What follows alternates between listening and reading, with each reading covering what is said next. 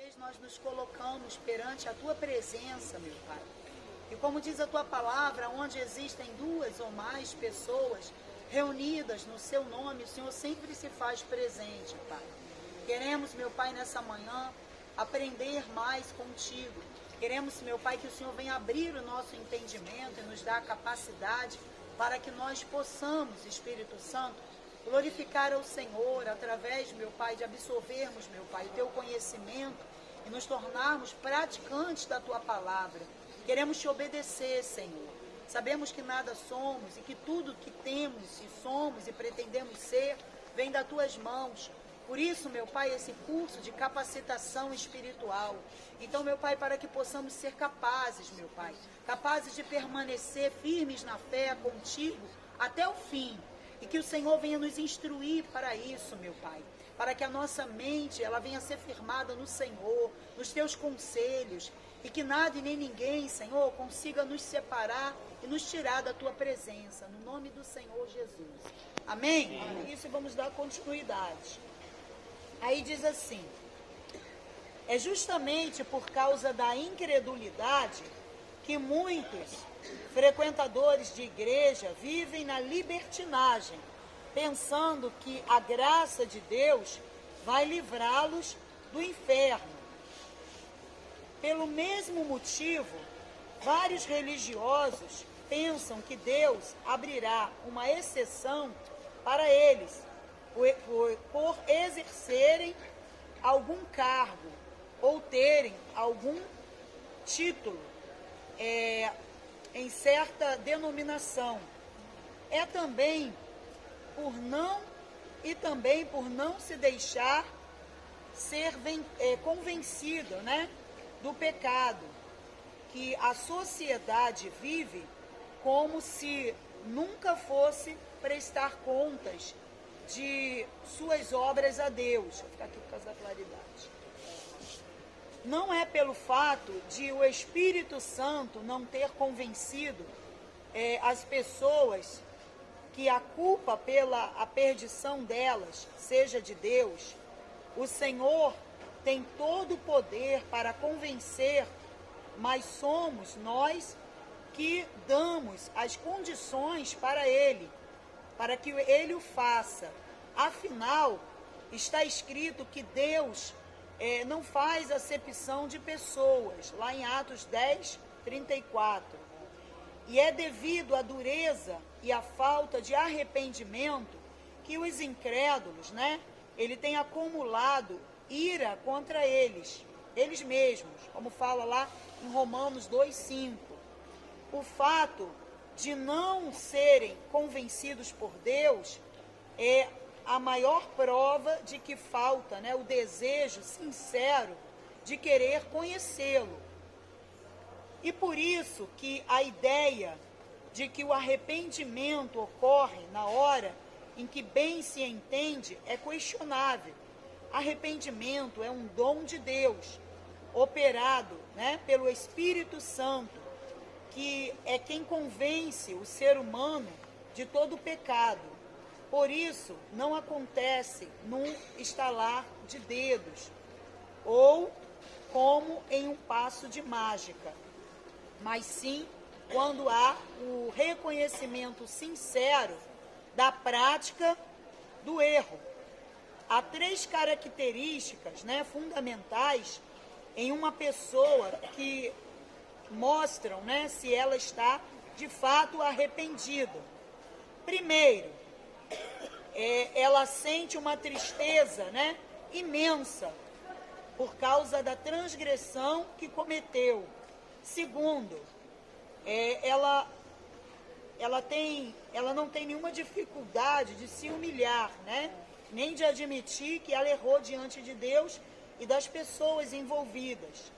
Terceiro, tem nojo do pecado e por isso o abandona completamente e não se volta mais a praticá-lo.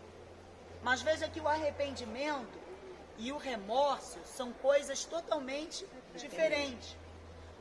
O arrependimento, pessoal, ele é um dom de Deus. A pessoa, quando ela peca, ela não pode dizer assim,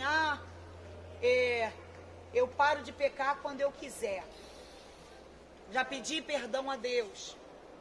Muitas pessoas libertinas, que estão vivendo, já batizadas dentro das igrejas, elas procuram, né, cometer os pecados e elas pecam, mas elas acham que aquilo ali é normal. Porque dentro da igreja, ela tem uma função, ela tem um título, ela tem um cargo. Por exemplo, a pessoa, ela tem um título, né? Ela faz a obra, ela mexe com alguma coisa dentro da igreja, ela ajuda a limpar um banco, ela evangeliza, ela dá jornal, ela prega. Então, ela faz caridade, ela é uma pessoa caridosa. Então, o que ela faz, ela acredita que isso pode justificar o fato dela viver errando. Por mais que ela dê cestas básicas, por mais que ela ajude o próximo, por mais que ela tenha um título na igreja, seja bispo, seja pastor, seja obreiro, seja evangelista, seja quem for.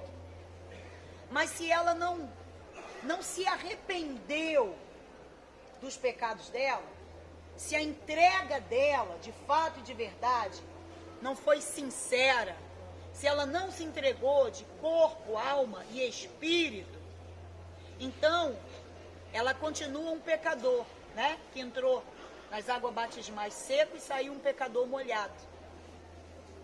Ela ainda não está salva. Não está.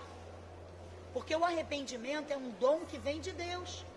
Mas para que esse dom ele possa se materializar, é preciso que a pessoa dê condições ao Espírito Santo de que ele faça esse milagre acontecer. E esse milagre só pode acontecer quando nós obedecemos o que Deus manda. O que Deus manda. Muitas pessoas dizem, eu vivo na graça. Porque o que é a graça?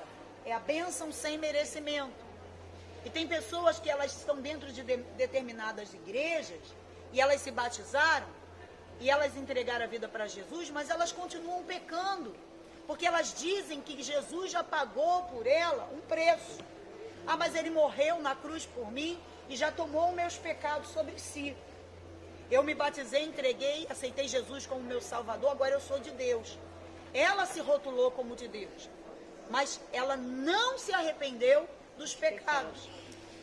Ela continua pecando. Porque quando a pessoa se arrepende, ela tem tristeza. Ela tem tristeza em viver pecando. E ela toma nojo do pecado. Nojo ao ponto de não querer mais fazer aquilo. Ela não quer mais praticar aquilo. Ela passa longe. Você vê, Jesus perdoou Maria Madalena. Era uma mulher adúltera, suja. Jesus expeliu dela 7 demônios, 7 espíritos imundos. Mas aquela mulher, ela viu o Senhor Jesus, ela teve um encontro com Ele. E quando ela realmente se encontrou com Ele, ela recebeu a graça que Ele ofereceu. Porque ela foi sincera, ela foi verdadeira. Ela não ficou em cima do muro, porque o muro é do diabo. O muro é dúvida, representa dúvida. Mas ela tomou uma decisão, ela se posicionou. Ela se posicionou e optou em seguir e servir ao Senhor Jesus, independente do que Jesus podia oferecer ou não para ela. Ela não estava na presença de Deus porque ela queria conquistar uma bênção. Ela apenas queria o Senhor Jesus. Porque Ele a perdoou. Ele a perdoou. Ele procurou mudar a história daquela mulher que seria morta. Ela estava com os dias contados. Os 7 demônios que estavam no corpo dela iriam levá-la para a sepultura. No entanto, o Senhor Jesus, Ele perdoou. E disse o que para ela? Mulher, vai, não peques mais. E ela pecou de novo? Não. Ela seguiu o Senhor Jesus até o último dia da vida dela. Tanto que o maior milagre que aconteceu no mundo, que foi a ressurreição, foi ela que teve a oportunidade, uma ex-adúltera, uma ex-prostituta, que teve a oportunidade de anunciar para o mundo. Porque quando ela foi lá, ver Jesus apareceu lá para ela, ele ressuscitou. E ela viu isso. Ela já não era mais uma mulher impura. Será que se ela não tivesse realmente se arrependido, ela iria ver? Ela teria essa oportunidade de presenciar esse milagre? De ver Jesus como ela viu? Então o remorso é assim. A pessoa erra agora e daqui a pouco ela erra de novo. Aí ela erra e pede perdão. Aí chora um bocadinho, mas ela não se conserta. Ela continua fazendo as mesmas obras. Ah, mas eu estou vivendo debaixo da graça. Sim, da graça. Mas a graça não é uma libertinagem, que a pessoa pode continuar errando toda hora. O cristão, o crente, ele tem que se posicionar. Ou a pessoa é de Deus, ou a pessoa não é de Deus. Eu não posso agradar a dois senhores. Eu não posso viver em dois mundos. Ou eu creio que Jesus Cristo é o Senhor, que Ele criou o mundo, o universo, que Ele venceu a morte, o diabo, o inferno, tirou a chave das mãos de Satanás e me deu vitória. E hoje, Ele me dá vida e vida com abundância. Ou eu vou crer no mundo, na carne, ou eu vou crer nos prazeres do mundo, ou eu vou aceitar o mundo. Eu vou aceitar o diabo, o demônio. Eu vou aceitar fazer uma mão de jogo na macumba, porque tem gente que está dentro da igreja, mas vive lendo horóscopo, vive fazendo jogo de carta, de búzio, vive buscando demônios. E está cavando para si maldição. Está cavando para si maldição, porque está dando autonomia, autoridade ao diabo de governar a vida dela. Esses dias eu estava atendendo um senhor e ele estava falando, olha, eu deixei o caminho da luz e aí quando eu me afastei, logo eu passei de carro por um local e aí eu chutei lá, quebrei uma macumba que estava na encruzilhada. Aí logo depois eu fui multado, em alguns minutos depois. Aí agora minha vida está desandando, só dá coisa ruim, só dá... Mas por quê? Se ainda que ele passasse por cima da macumba, porque eu já chutei tanta macumba. Eu já dei tanto bico em macumba na encruzilhada. Mas sabe o que acontece? Sabe qual é a diferença? É que quando eu me entreguei para Jesus, eu não fiquei em cima do muro. Eu não fiquei em cima do muro.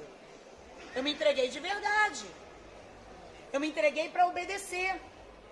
Quando você obedece a palavra de Deus, você está dentro de uma bolha. É Jesus que te guarda, que é Jesus que te protege. Isso não quer dizer que você não vai passar por tribulações, por adversidades, por momentos difíceis. Vai passar sim. Eu passo. O inferno se levanta, mas se levanta para cair. As maldições na vida de quem obedece a palavra de Deus são convertidas em bênçãos. As maldições, as pragas, são convertidas em bênção, em vitória. O diabo sai contra nós por um caminho, mas a Bíblia diz que por 7 ele bate em retirada. Então nós não podemos ficar em cima do muro. Nós não podemos fazer da graça que Jesus nos deu de graça, uma libertinagem, um motivo para viver pecando e errando. Ah, mas eu pedi desculpa. Aí o bispo faz a reunião ali, o pastor faz a reunião, vem aqui você na frente, que cometeu isso, cometeu aquilo, cometeu. Sempre vão as mesmas pessoas. Sempre está lá a mesma pessoa. Às vezes o bispo nem acabou de falar, a pessoa sai correndo. Já está viciada em correr para frente do altar. Por quê, hein? Porque essa pessoa não se posicionou diante de Deus. Porque ela não se posicionou, ela não se consertou diante do Espírito Santo. Só um minuto só.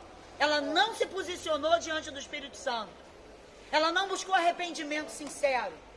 Então, o pastor chama, bispo chama, todo mundo corre para frente do altar. Aí chora. Na outra semana o bispo chama de novo, faz a pregação, está lá a mesma pessoa correndo para frente do altar. Até quando vocês vão cochear entre dois pensamentos? Até quando você vai ter dúvida? Ou você entregou a vida de verdade para Deus, ou você não entregou. Quem entregou a vida para Jesus é firme com Ele. Deus conserva em perfeita paz aquele cujo propósito do coração ele é firme. Se você entregou sua vida para Jesus e você é firme, você já tirou da sua vida coisas e pessoas, coisas nocivas, que abalam a sua fé, que te distanciam do Deus e da misericórdia de Deus, você não tem que estar preocupado. O fato de você estar passando uma adversidade, se você está limpo diante de Deus, você não tem que se preocupar com isso não. Você tem que aumentar a sua comunhão e pisar na cabeça do diabo e usar mais a sua fé. Mas a pessoa passa por um problema, está quebrantada por causa daquele problema, aí ela confunde, né? O diabo é acusador. Ah, lembra naquele dia, naquela hora, naquele minuto, naquele segundo que você fez isso? Aí o diabo te acusa. Aí você se lembra daquilo que você errou lá atrás. Aí você deixa vir aquilo na sua cabeça e corre para... Está errado. Está errado. Você tem que ter firmeza de propósito com Deus. Você tem que saber, já falei isso em outros cursos aqui, quem é você na presença de Deus? Qual é a intimidade que você tem com o Espírito Santo? Quem é você na presença de Deus? Não é porque você está passando por uma dificuldade na sua família, no seu casamento, uma dificuldade financeira, que Deus não é contigo, não. Deus, Ele é com aquele que está com Ele. Porque está escrito, tornai-vos a mim, eu me tornarei para vós outro. Se você se torna para Ele, como que Ele não vai se tornar para você? Não importa como você vai se tornar para Ele, se você vai se humilhar, se você vai rastejar. Agora, se você vive na prática do pecado, você entregou a vida para Jesus, mas você continua pecando e fazendo a vontade da tua carne, do diabo, então você realmente tem que se preocupar e se consertar. Porque o diabo, ele brinca de gato e rato. E tem uma hora que ele puxa e mata. Com a pata dele, o gato mata o rato. Então vamos começar a se posicionar. Vamos começar a ser firme com Deus. Vamos começar a olhar para Jesus, para a fé. Vamos buscar conhecer quem nós somos na presença de Deus. Não é porque você errou lá atrás. Ora, se você errou lá atrás, você já confessou, você parou de fazer essa coisa errada que você estava fazendo, como é que você deixa o diabo te acusar hoje? Como é que você deixa o diabo te acusar hoje? A partir do momento que você confessou, pediu perdão e abandonou o pecado, Deus não se lembra mais disso não, pessoal. Ele já esqueceu. É você que se lembra, porque você tem que se perdoar. Você precisa se perdoar. Você precisa se perdoar, você precisa se consertar, se arrepender de verdade. Amém, pessoal? Amém. Então nós não podemos fazer da graça de Deus libertinagem. A pessoa não pode dizer, eu estou na graça e viver pecando. Você está na graça, nós estamos na graça, mas a graça não é de graça. Porque está escrito, aquele que quer vir após mim, negue-se, sacrifica. Ou seja, toma a sua cruz e siga-me. Para seguir Jesus tem que se negar. Você não pode seguir a Jesus e o mundo. As riquezas, as coisas erradas. Amém, pessoal? Vamos ficar de pé. Meu Deus, Senhor Jesus, nós entregamos, meu Pai, a cada um desses teus discípulos em tuas mãos. Capacita-os, Pai. Faça com que eles possam, meu Pai, crescer. Nós possamos crescer. Eu me incluo também, Pai, nessa oração.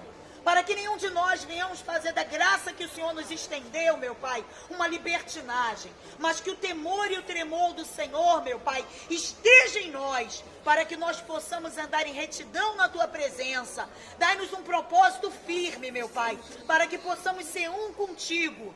E não permita que nada e nem ninguém, Senhor, venha nos roubar da Tua presença. Amarra o principado. Amarra a potestade. Amarra os dominadores.